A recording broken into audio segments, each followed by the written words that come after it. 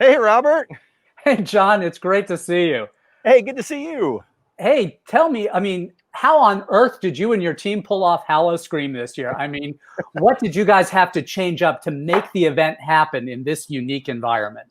This year was a heck of a curveball for us. Like a lot, like what we do every year. Once our event opens each year, we start planning for the next year in advance for Howl-O-Scream. So we were already off to the races working on Howl-O-Scream 2020 when we came into a bit of a curveball for this year. That we decided that the best way to approach Howl-O-Scream in the event from a safety and an impact perspective was going to be to have 10 open air, fully impactful scare zones.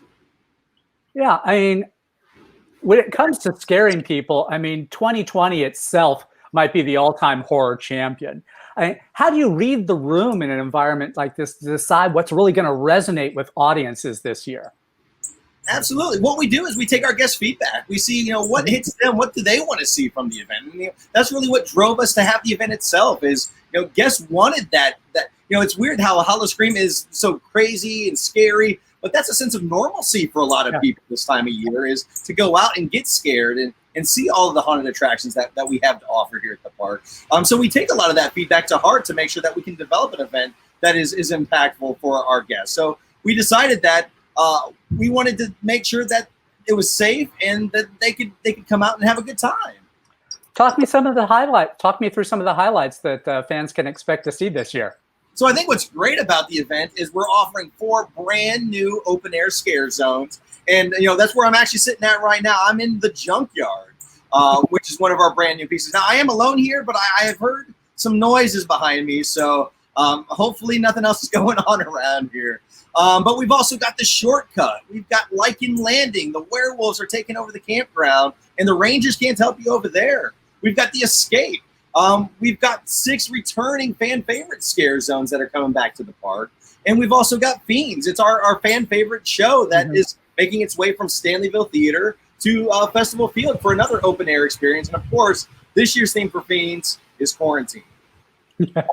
Appropriate, very appropriate. Tell me, everyone who puts together these things, you're all fans too. So just speaking as a fan of this event, happens to know a little bit more about it than anyone else at this stage. Tell me some of your top tips that you would share for other fans who are going to come to the event this year. Yeah, absolutely. So I think the biggest change that you'll see is it's a reservation system. So we are at limited capacity. We want to make sure the event is safe for our guests. So make sure if you intend on coming out, get that reservation. Go to howloscream.com and make sure that you get that reservation because they will sell out quite quickly. What's really cool is we still do offer Quick Queue for this year. So not only can you enjoy our scare zones and Fiends, but you're able to ride roller coasters in the dark and have a good time along that way. So you can get your Quick Queue and make sure you avoid the lines.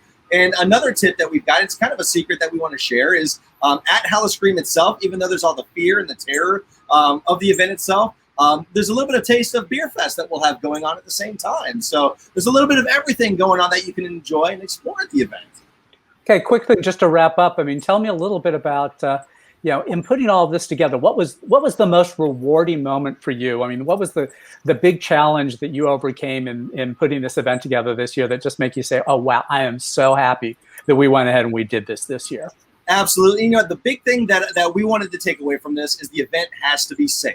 We didn't want to do the event unless we could absolutely make sure that this was going to be a safe experience for our guests as well as the performers that work with the event. So not only did we take the strict daytime guidelines that we offer for our park, but we made additions to that procedure to make sure that guests and performers alike are staying safe during this process. So we really thought out every aspect of the event, from our backstage operations to our on-set operations, to really make sure that everything worked smooth and safe. And I think that was the biggest takeaway, is that was going to be a challenge coming back here because we didn't want to run the event unless we knew that it was going to be a safe experience. Yeah, but as you were saying, it's still scary. And that's the takeaway that I think a lot of fans are thinking about at this point, is that, yeah, safety is one thing, but they still want to be, scare their pants off through the whole thing too. Absolutely. Okay, well, John, thanks so much for taking the time to talk with us. And I see you've got some friends coming back behind you who want to say hello. That maybe you should go have a little chat with them right now. He's not with the Howl-O-Scream team. I don't know who that is. Oh, okay. Well, good luck with that then. again, on behalf of a lot of fans, just thank you for putting this event together this year. I think a lot of people are really looking forward to. I mean, Howl-O-Scream's always been one of those great events that we tell people don't sleep on this one, because if you do, then someone will come get you.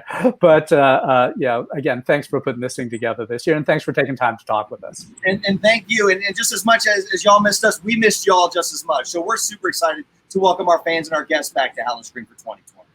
Awesome. Thank you.